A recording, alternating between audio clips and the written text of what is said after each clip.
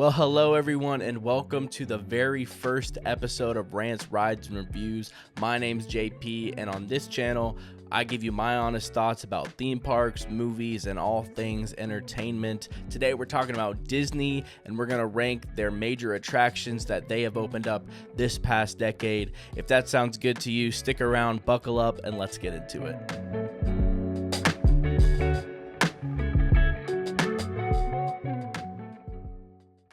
So if you aren't aware, there is a war going on in Orlando, a theme park war that has been happening ever since Universal opened up their very first Wizarding World of Harry Potter back in 2010. Ever since then, each company is determined to outdo the other in innovation, in excellence, and immersion within their theme parks. Now, I'd say the majority of people kind of agree that Disney has been on the decline as of late. They just opened up Tiana's Bayou Adventure, which we'll talk about in a little bit. Disney has been working hard to rival Universal. And with Universal's Epic Universe opening up next year in 2025, things are only going to ramp up from here. Now, honestly, I was shocked when I learned just how much Disney has done in these past 10 years. They really have been working hard to keep their parks fresh. There's a total of 13 rides that they've come out with since 2014, and that's no small feat, especially when you look at what Universal has done with the same amount of time. They have the quantity, but do they have the quality? We're going to talk about it. Number 13, Moana, Journey of Water. Moana opened up in 2023 at Epcot, and while I love a good water attraction, this is essentially just a fancy splash pad. While it does get points for interactive elements, you kind of move your hand in some areas and water waves at you or water sprinkles down or whatever, but it gets points off because a lot of the elements just simply don't work, and it's a brand new attraction, which is frustrating for a lot of guests. But overall, hey, if you need to cool off and Frozen is too long of a line for you, this ride gets the job done. Number 12, Seven Dwarfs Mine Train. Okay, I know this is a hot take putting Mine Train this low on the list. Before Tron, this was the attraction to do at Magic Kingdom, but hear me out, okay? I appreciate the theming. I like the ride vehicles, how they sway freely. I think that's really cool. I appreciate what they were trying to do with the dark ride portion of the ride, but for me, it's just too short. This ride's 3 minutes long, but it feels even shorter because they split up the ride. I feel like this ride has an identity crisis. Part of it wants to be a dark ride. Part of it wants to be a coaster. It doesn't do any of those well. The animatronic figures have projected faces which just haven't aged well. And the coaster is not very thrilling, although it's more thrilling than Barnstormer. So it's kind of a family coaster. But I just don't think it's worth the wait. Number 11, Alien Swirling Saucers. I think this ride gets a lot of unnecessary hate online, and while yes, it is lower on my list, it's important to note that this ride is not supposed to be some big e-ticket attraction. Not every ride could be Rock and Roller Coaster or Tower of Terror. This ride is simply just supposed to be another fun thing to do at Toy Story Land, and I think it accomplishes that goal. The queue, I'll admit, is pretty lackluster, and it gets really hot in the summer months. The ride itself is so fun. It's a whip type attraction where it kind of throws you around. There's one like this in Disney's California Adventure, Mater's Junkyard Jamboree, and there's also one over at Tokyo Disney with Baymax's Happy Ride. I don't know. I'm just a sucker for being thrown around, I guess. I can't ride this ride without smiling. It's a great time, and I would rather wait for this one than Mine Train, given that it's only like a 30-minute wait max most days. I recommend this one. Number 10, Frozen Ever After. Frozen Ever After opened up in 2016 in the Norway Pavilion at Epcot. This ride obviously wasn't built for my demographic, okay? I'm not a preteen girl. And I'm not saying if you like Frozen, you're a preteen girl. I'm just saying look at the demographics. I don't really resonate with this IP, but the ride itself is solid, okay? It's a nice break from the AC. It's fun. The theming's good. The animatronics are fluid. It gets points off for having those projected faces, but the queue is quite excellent. You have this walk through the village of Arendelle at night, which I think is a nice touch. You have that guy that says Big Summer Blowout. I can't remember his name, but yeah, he's in the queue, which is fun. The drop is nice. It's more thrilling than Pirates of the Caribbean, but not as thrilling as Tiana's Bayou Adventure. But you know, it's a fun family attraction, something to do if you're in the World Showcase. This is a good time. Number 9, Navi River Journey. Now, Pandora, the world of Avatar, is simply breathtaking in and of itself. If you remember back in 2017, Disney was really pushing us to see that bioluminescent forest at night. But I think it was really clever of them because they knew that not everyone could stick around till nighttime. So they put that nighttime bioluminescent forest element in both of the attractions. In Flight of Passage, we see it in the queue. And at Navi River Journey, that is like the attraction. And Navi River Journey, I know a lot of people, it gets kind of mixed reviews online, but kids today are all about the vibes.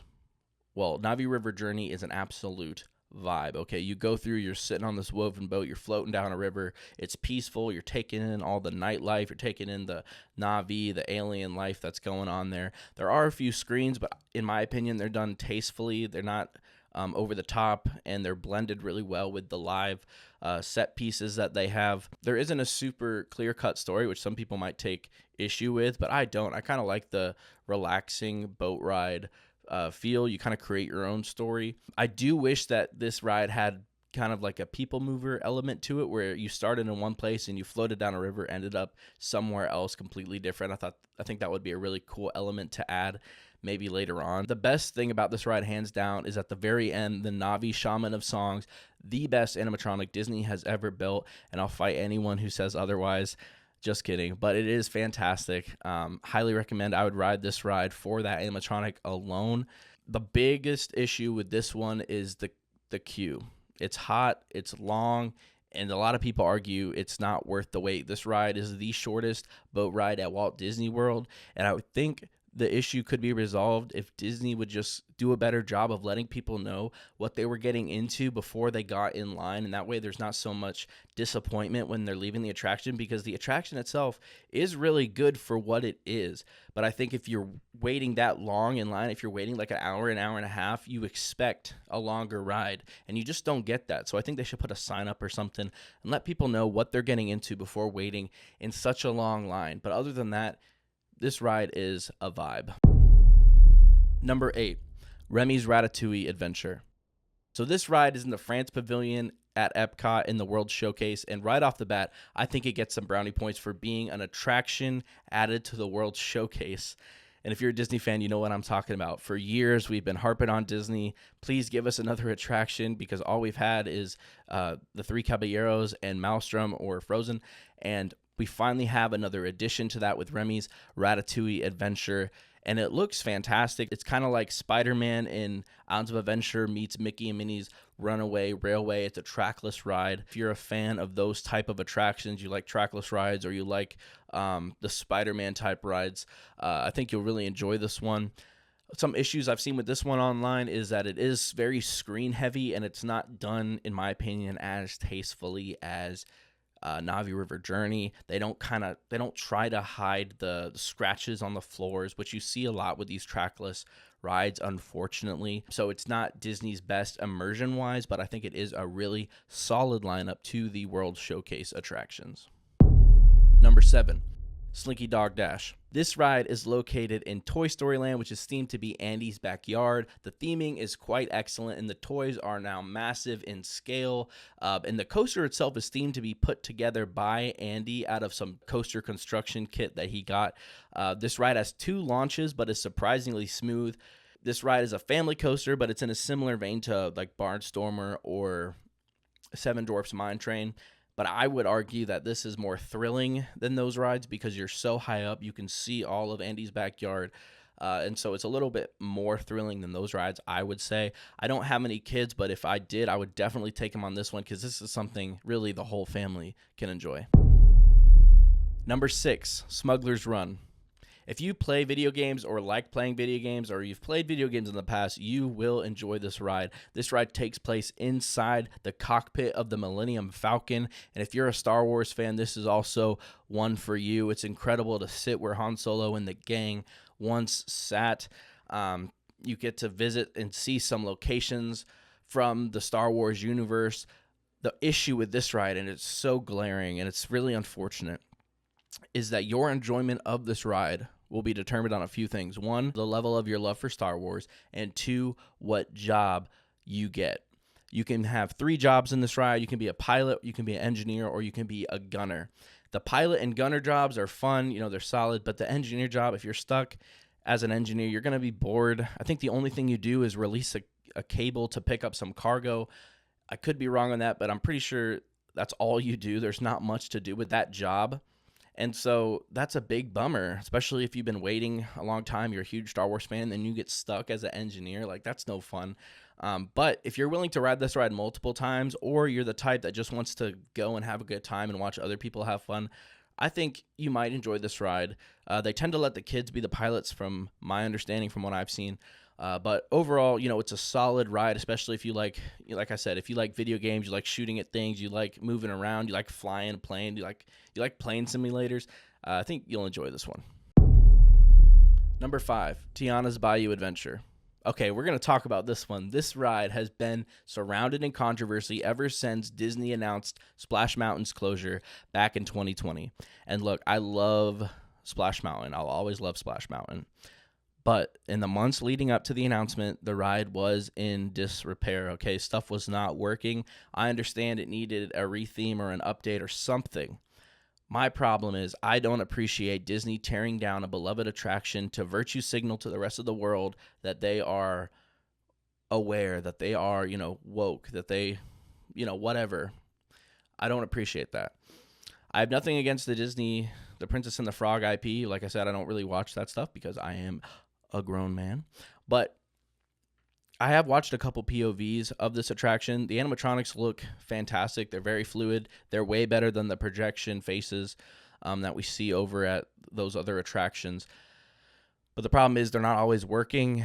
They're still trying to get out some bugs, I guess. And my biggest issue with this one is that there's just no suspense. When I was a kid and I rode Splash Mountain, I would be so scared of those vultures and that big drop and that sense of dread that you would get going up that lift hill. And eventually I, grew up and overcame my fear, and there was a sense of accomplishment there. And I don't know, there was just something there that I was attached to that this ride just doesn't really give you. There's no sense of suspense. There's a fall, but there's no story really. It's just one big party. You're, grabbing musicians. I don't know. There's a reason why we have problems in movies. There's a reason why we have a conflict and a climax and a resolution in media, because otherwise it's just boring. And so I wish Disney would have added some type of conflict to this ride. I know a lot of people were saying the voodoo villain that's in Princess and the Frog, but I think that would just cause even more controversy. So I understand why they didn't do that. But overall, it's good for what it is. You might be saying, okay, JP, why'd you have it so high on your list if you don't like it? Well, essentially it is still Splash Mountain. If you ride this ride and close your eyes, it is still Splash Mountain. So it gets points for that. I kind of wish Disney would have just destroyed the whole thing and rebuilt it from the ground up. So that way we wouldn't be kind of, every time we look at it, we're like, man, I sure wish Splash was here. I wish they kind of just destroyed it. But I think Disney just kind of wasted their money with this. They need a lot of stuff. They need park maintenance. And I think they could have put their money towards other things that would have been more beneficial to them than ripping out something that everyone loved. But I digress. Number 4, Tron Light Cycle Run. This ride looks fantastic in Tomorrowland. I love the white canopy that it has. I think it's really, there's a really cool scene in the pre-show that kind of takes you into the grid. I won't spoil it for you, but it's really, really neat what they do. This ride has a launch and indoor and outdoor portions, which is an extra bonus. The problem with this ride for me and many others is the length of the ride. The coaster is about a minute long, which is extremely short for most coasters, which is just disappointing, especially because many of us waited so long for Disney to build this ride. It took them like 5 years or so to build something that's already built overseas. I know the pandemic happened and all that, but still. Anyways, the ride itself is good, but just know it's short. Number 3. Guardians of the Galaxy, Cosmic Rewind. This one may ruffle some feathers. I know for a lot of you, it is your favorite ride at the resort. But look, hey, I have it high up on my list. I like it. It replaced an attraction that a lot of people just used as a place to sleep, Ellen's Energy Adventure. But if we're honest, it's just Space Mountain that spins. And it pains me to say it. You got the projections on the wall. You go around the moon, which is kind of cool. But other than that, it's just Space Mountain. I'm not a huge fan of spinning rides. I get nauseous really easily. the most terrifying ride in Walt Disney World is the teacups for me personally. But I do think it is a great addition to Epcot. Epcot's always had an issue with thrilling rides. There's not a whole lot to do for the older people besides drink and eat a lot of food, which is, it's a good time. But they were supposed to have a Groot and Rocket animatronic in the pre-show, but, budget cuts, of course, and that didn't end up happening. Overall, it's just not as creative as I would have liked it to be, being about the Guardians of the Galaxy. And coming from Disney, who's known for their quality, it's just not as good as I wish it was. And so it leaves me wanting more. But at the end of the day, if I'm in Epcot, there's no way I'm not riding this ride. Number 2, Star Wars Rise of the Resistance. Now, this was a hard one for me to place. Between these two rides, they're both world-class. They both have amazing stories and immersion. On any given day, these two top spots could switch out, but today I chose Rise of the Resistance. This ride is incredible. 2 rides in one. You kind of go on a ship. You get tractor beamed into a Star Destroyer, which is crazy. And then you're on the run from the First Order. So much goes on in it. There's so much to look at, so much to experience in this ride. You have to ride it multiple times to see everything. I probably still haven't seen everything on this ride. I think my favorite scene is when the Resistance kind of breaks you out of that interrogation chamber. I still don't know how they do it. It's just so cool. I was blown away the first time I rode it. I remember sitting outside Hollywood Studios with my dad, waiting to get a boarding pass, waiting to get in at like 6 a.m. And then we finally got one, and man, it was just an incredible day. Great memories there. But from the queue to the moment you step out of the attraction, you are fully immersed in Star Wars. It's not number 1 for this reason. The ride breaks down a lot. Every day, there's a delay of some kind. A couple of the animatronics are now in B mode permanently, like Kylo Ren. He used to be an animatronic. Now he's just in B mode. There's a screen there. There used to be these big guns that you would dodge in one of the scenes, and again, they don't move anymore. And it's like, come on, Disney. What's the point of building all of these fancy animatronics and stuff if they break a couple years later? Like, that's just so upsetting. The other reason I don't like this ride is more personal, and it's simply because my love of Star Wars has dropped off a lot in these past years, just watching, Disney put out dud after dud. I liked Rogue One. I liked Mandalorian. I liked Andor. I even liked Han Solo. But I wasn't a huge fan of the sequel trilogy, which I do not know why Disney decided to put their new land based around a planet that nobody knows. I think it was just a huge swing and a miss for Disney, and maybe I'll do a whole video talking about it. But just, I can only take so much, and over time, my love of Star Wars has just faded, which is unfortunate. So that affects my level of enjoyment for this ride. But if you are still a hardcore Star Wars fan, you will love this ride. And number 1, the best thing Disney has made in the past decade, Avatar Flight of Passage. Even the queue for this ride is absolutely stunning. You're walking through mountains and waterfalls and forests and caves. Disney has spared no expense with this one. I still have no idea how they got that animatronic in that tube with the water and moving around. It looks so lifelike. It is just incredible. The ride story is you are paired with a Na'vi who's riding an Ikron or a Banshee for my non-nerd friends, and you're synced up with them. You see what they see. You feel the Banshee breathing beneath you. It is just beautiful. It's a lot like Soaring, but a million times better. It's like Soaring 2.0. A lot of people call it that. But yeah, it's just a fantastic ride, and I would say that arguably about Pandora as a whole. I think Pandora is Disney's best land they have ever done. Simply phenomenal. If you want to see a video of me breaking down the things I love about Pandora, let me know down below, and I would love to do a video about it. But anyways, that is my list. I know your list is probably different than mine. Let me know what it is down in the comments. By looking at this list, do you think Disney has improved or declined over the years? Let me know as well. I'm curious to know your thoughts on that. Thank you so much for watching. I'm JP, and I'll see you in the next one.